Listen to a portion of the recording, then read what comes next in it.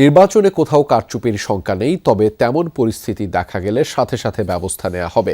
রংপুরে আইনশৃঙ্খলা বিষয়ক সভা শেষে এই কথা জানিয়েছেন স্বরাষ্ট্র উপদেষ্টা জাহাঙ্গীর আলম চৌধুরী। এদিকে ভোট অবাধ, সুষ্ঠু, নিরপেক্ষ ও শান্তিপূর্ণ করতে আজ থেকে মাঠে নেমেছে আইনশৃঙ্খলা বাহিনী। সক্রিয় থাকবে 14 ফেব্রুয়ারি পর্যন্ত। ঝুঁকিপূর্ণ কেন্দ্রগুলোয় গুরুত্ব দিয়ে নেওয়া হচ্ছে বিশেষ নিরাপত্তা ব্যবস্থা।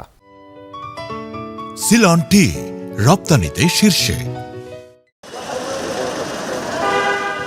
যৌথ বাহিনীর নির্বাচনী মহড়া নির্বাহী ম্যাজিস্ট্রেটের নেতৃত্বে অংশ নেয় সেনাবাহিনীর পাশাপাশি পুলিশ, বিজিবি, র্যাব, আনসার সহ অন্যরা।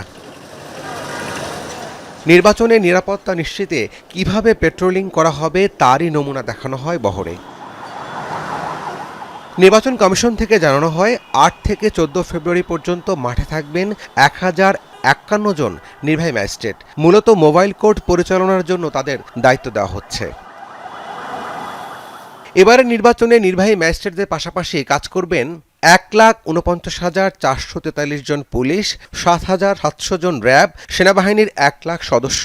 তাদের সাথে থাকবেন নৌবাহিনীর 5,000, বিমান বাহিনীর 3,730, বিজিবির 36,453 জন, কোস্টগার্ডের 2,585 জন, এছাড়া ফায়ার সার্ভিসের 13,390 জন, আর সবচেয়ে বেশি সদস্য আনসার ও ভিডিপির। তাদের সংখ্যা 5,76,314 জন।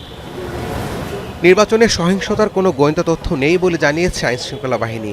এরপরও নিরাপত্তা নিশ্চিতে নেওয়া হয়েছে বিশেষ পরিকল্পনা। ভোটারদেরকে বলবো যে আপনারা নির্বিঘ্নে কোনো ধরনের শঙ্কা ছাড়া ভোট কেন্দ্রে আসতে পারবেন। কোনো ধরনের সমস্যা নেই। এখানে পুলিশ থাকবেন, পর্যাপ্ত পরিমাণ পুলিশ থাকবেন প্রত্যেকটা কেন্দ্রেতে। তারপরে আর্মি থাকবেন পর্যাপ্ত পরিমাণে। এদিকে ঢাকা মহানগরীর 15টি সংসদীয় আসনের 2131টি ভোট কেন্দ্র রয়েছে। এর মধ্যে গুরুত্বপূর্ণ হিসেবে চিহ্নিত করা হয়েছে 1614টিকে, যা মোট কেন্দ্রের প্রায় 76%। আর ঝুঁকি বিবেচনা করেই নেওয়া হয়েছে ব্যবস্থা, বলছে পুলিশ। যে পেট্রোল টিমগুলো আছে সেগুলো মাঠে কাজ করছে এবং পেট্রোল টিমের বাইরে বিভিন্ন স্থানে চেকপোস্ট পরিচালনা করা হচ্ছে। নির্বাচন পূর্ববর্তী সময়ে আইনশৃঙ্খলা পরিস্থিতি সমুন্নত রাখার জন্য আমাদের যে পরিকল্পনা সেই অনুযায়ী আমরা কাজ করছি। ঢাকার প্রায় সবগুলো ভোট কেন্দ্রে পুলিশ সদস্যদের সাথে বডি অন ক্যামেরা থাকবে। দুপুরে রংপুর বিভাগীয় কমিশনারের কার্যালয়ে সংসদ নির্বাচন ও গণভোট নিয়ে মতবিনিময় সভা করেন স্বরাষ্ট্র উপদেষ্টা। পরে সাংবাদিকদের জানান, নির্বাচনে কোথাও কোনো ধরনের কারচুপি বা অনিয়মের অভিযোগ পাওয়া গেলে তাৎক্ষণিক ব্যবস্থা নেওয়া হবে।